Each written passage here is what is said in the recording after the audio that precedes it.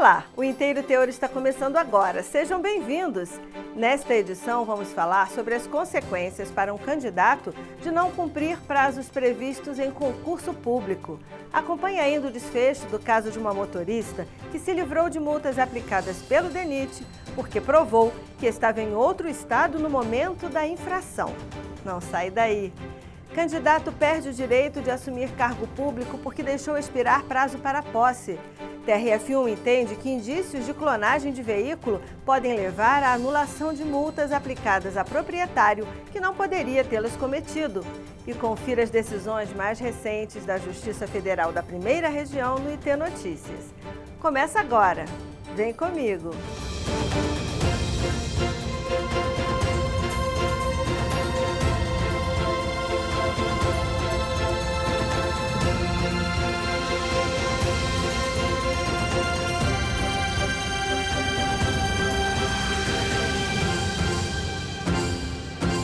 Se você pensa que depois de muito estudo e da aprovação em um concurso dá para ficar relaxado, engano seu. É fundamental ficar atento a todas as fases da seleção. Mesmo depois da divulgação da lista de aprovados, há passos importantes entre a nomeação e o exercício que precisam de toda a atenção do candidato. Afinal, se ele perde esses prazos, coloca tudo a perder. Saiba mais na reportagem de Ana Paula Souza. No caminho para o tão sonhado exercício de um cargo público, a convocação e a nomeação são as duas etapas que antecedem a posse. E enquanto o concurso estiver vigente, elas podem ocorrer, mesmo que demore. Atualmente, a professora da Secretaria de Educação do Distrito Federal, Thaís Oliveira, sabe bem disso.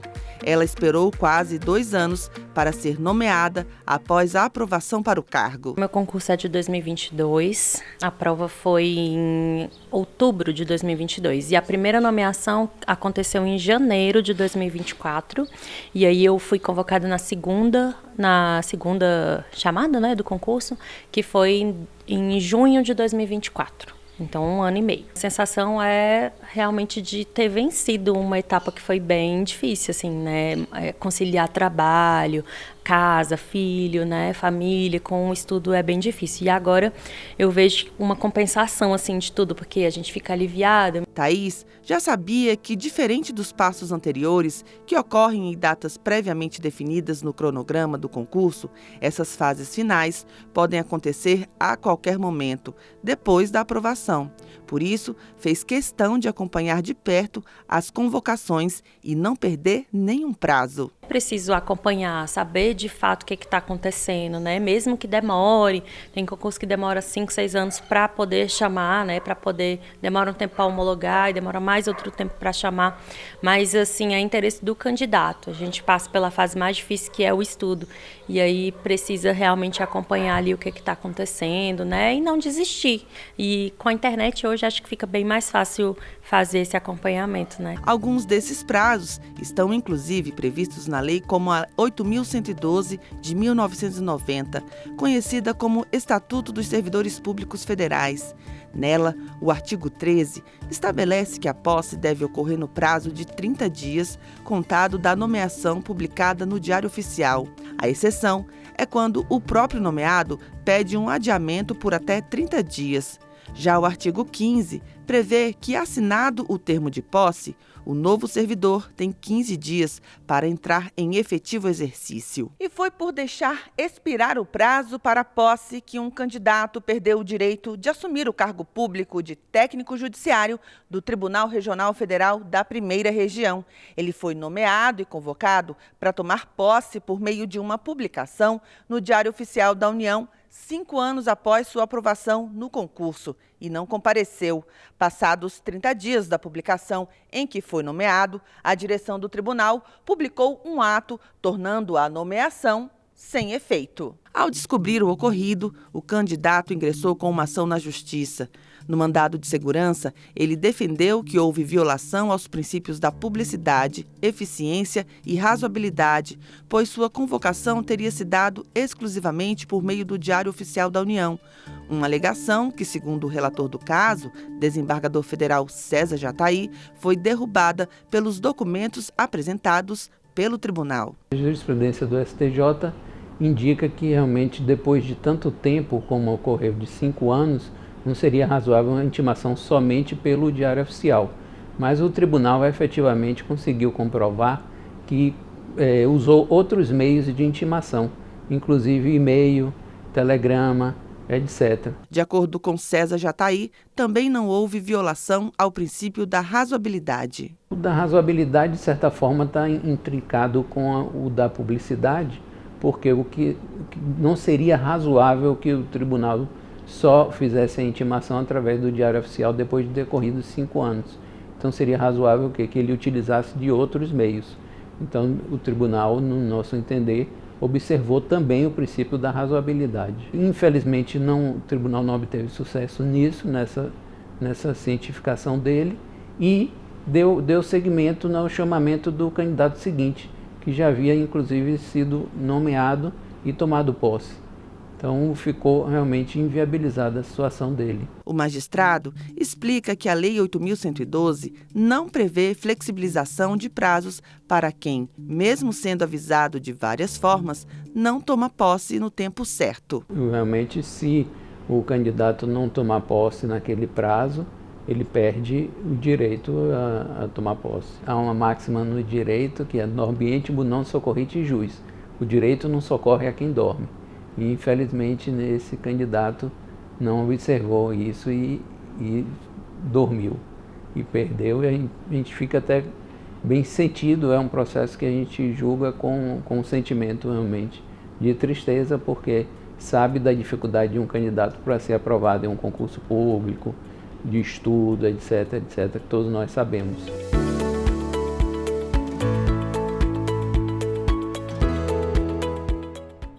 Junto com os benefícios e as facilidades da inovação tecnológica na rotina das pessoas, cresce também a possibilidade de que criminosos utilizem essa mesma tecnologia para aplicar golpes, prejudicando milhares de pessoas. Falso sequestro, ligação pedindo senha do banco, envio de link para acessar dados pessoais no celular, premiações grandiosas que exigem pequenos pagamentos. A lista é grande. Um desses golpes é a clonagem de placas de carros. Utilizando os dados de um automóvel em outro, criminosos cometem infrações e crimes que recaem sobre o verdadeiro dono do carro. Ana Paula Souza conta uma história assim. Golpes e fraudes. O aumento desse tipo de ocorrência está registrado no anuário elaborado pelo Fórum Brasileiro de Segurança Pública, divulgado em julho deste ano. O levantamento mostra que, em 2023, quase 2 milhões de pessoas foram vítimas de algum tipo de golpe. A fraude do veículo dublê, mais conhecida como clonagem de carros, está entre esses golpes. A prática é ilegal, um crime previsto no artigo 311 do Código Penal, que se caracteriza pela adulteração ou remarcação de sinais identificadores do veículo, como a placa e o número de chassi. Dados da Secretaria Nacional de Trânsito do Ministério dos Transportes mostram que, de 2018 a 2022, 1.267 veículos tiveram a placa clonada. Um deles foi o carro da veterinária Sara Menezes, que, além de receber diversas multas, corria o risco de perder sua habilitação, que ainda era provisória, o que deixou Sara em desespero. Eu fui no Detran, fui na delegacia também, e foi desesperador porque ninguém sabia me informar o que fazer, ninguém sabia me informar, olha, você vai ter que seguir esses passos aqui. E eu estava com medo também da minha carteira, de não conseguir pegar a carteira, né, definitiva. Só consegui, né, ter noção dessas multas porque eu tinha um aplicativo, porque em nenhum momento essas multas chegaram na minha casa, né, com a foto do carro e tudo mais. Sara é da Bahia e as multas foram aplicadas por infrações cometidas em Brasília. Algumas autuações eram do Departamento Nacional de Infraestrutura de Transportes, o DENIT, e outras do Detran, mas nenhuma dessas instituições ajudou Sara a resolver o problema. Eu tentei falar com os órgãos de Brasília, me informaram que eu teria que ir lá pessoalmente. Falei, não tem condições de ir aí pessoalmente e pegar uma multa impressa. Entrei em contato também pelo e-mail, eles me falaram que não precisava de notificação, né, da multa, não precisava de da foto do veículo, né, clonado, porque eu conseguiria resolver. E aí foi assim, né? Eu falava com o Detran daqui uma coisa, falava com o Detran de Brasília, era outra orientação, me senti totalmente perdida, angustiada. A falta de solução fez Sara ingressar com uma ação na Justiça Federal da Bahia, pedindo a anulação das multas. O advogado do caso, Felipe Sampaio, explica como foi a condução do processo. Por ajuda dos smartphones hoje em dia, né, que consegue botar o mapinha onde você tirou tais fotos, a gente conseguiu anexar o processo, fotos aleatórias que ela tinha no celular, dando indício que ela não estava em Brasília, além do período da carteira de habilitação dela, documento do carro, tudo era em Salvador, na Bahia, não tinha ligação com Brasília, e além do que é o entendimento que tem na Justiça Federal, que é maravilhoso nesse sentido de que se existe indício de clonagem de placa, entende-se que o lastro probatório mínimo já é suficiente, porque senão já pensou praticar um crime com a placa dela clonada, ela ia responder por isso, ia ser algo. E o maior medo dela, na verdade, era nesse sentido. Na Bahia, a Justiça Federal aceitou o pedido de anulação das multas aplicadas pelo DENIT, uma autarquia federal que recorreu ao TRF1. Na corte, o desembargador federal João Carlos Maia Soares, relator do processo, entendeu que as provas apresentadas por Sara demonstraram que ela estava na Bahia em 1º de outubro de 2021, data em que o DENIT aplicou uma das multas atribuídas a Sara por uma infração na BR-070 em Brasília, no Distrito Federal. Em seu voto na 6ª turma do TRF1, o magistrado destacou que o DENIT não apresentou nenhum argumento para cancelar a anulação da multa de trânsito e aplicou jurisprudência da Corte, estabelecida no sentido de que, havendo indícios suficientes de clonagem do veículo, o proprietário não pode ser responsabilizado pelas multas por infração às leis de trânsito. Infelizmente, acaba ocorrendo muito, tanto que a jurisprudência está aí por conta disso, né? Do excesso de casos nesse sentido. E que muitas vezes a gente não sabe, a gente vai saber depois, e aí pode estar numa situação grave de crime. Graças a Deus, minha cliente não chegou a esse momento, mas correu grandes riscos. E agora, no IT Notícias, vamos falar sobre teste do bafômetro, poupança bloqueada, direito do consumidor e conciliação do interesse público com os individuais. E quem traz para a gente esse giro por decisões da Justiça Federal da Primeira Região é o William Nascimento.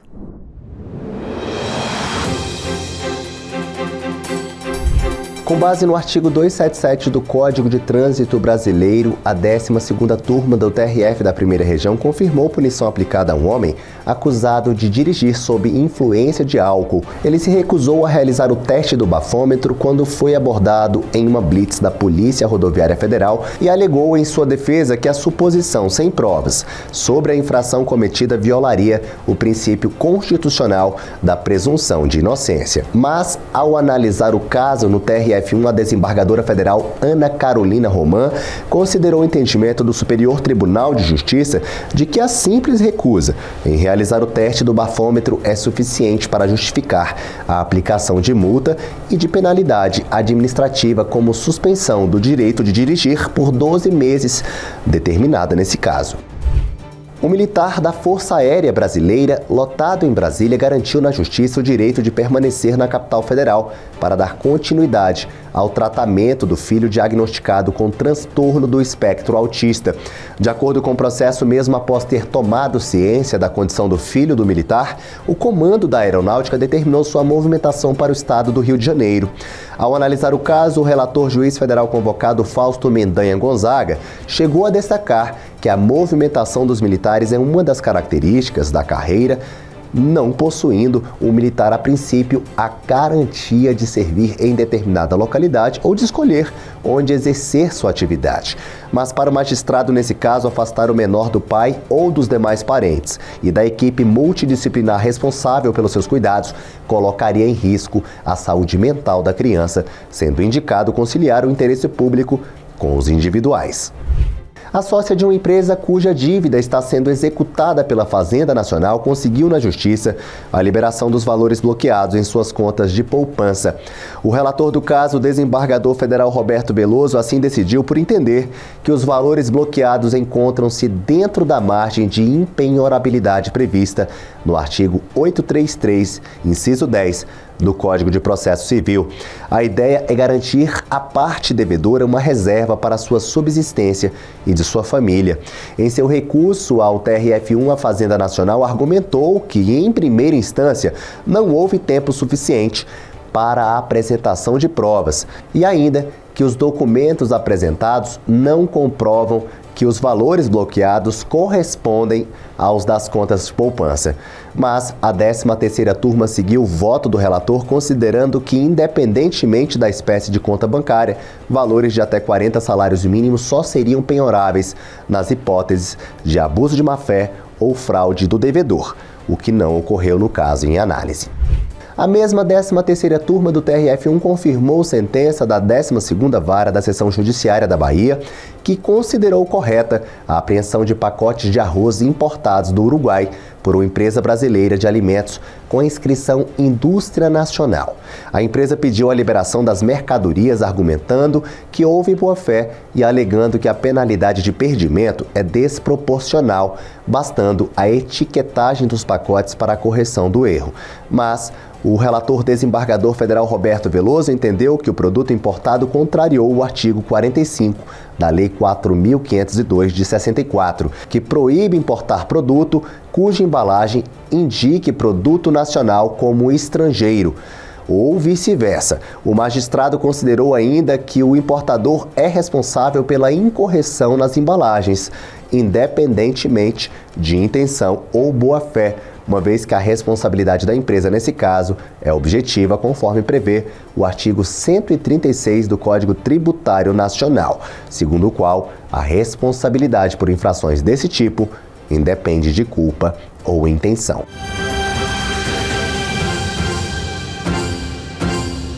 Esse foi o Inteiro Teor de hoje, com notícias sobre a Justiça Federal da Primeira Região. E nosso encontro fica marcado para a próxima semana. Enquanto isso, continue com a gente no nosso portal e nas redes sociais. Estamos no Facebook, no YouTube e no Instagram. Tchau!